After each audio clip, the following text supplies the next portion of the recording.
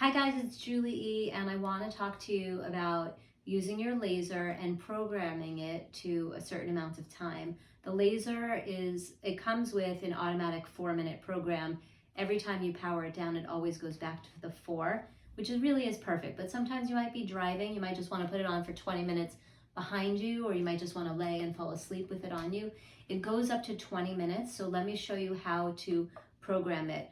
First, you push the star button, and then you have your 4 lines of words, and you scroll down to settings, and then you scroll to the right, the button to the right of the star, and then you go down 1 time to session and hit to the right, and at the top you could see it says editing settings, and right now there's a 4 there. Type in whatever number you want. If I type in 12, I can type in 20. You can try to type in 60, it won't go. It only goes up to 20, and then you back out of it. There's no enter. It's just go backwards till you get to where the 4 lines are. You go back up to launch, and you go back to your program unwind, and now it's set for 20 minutes.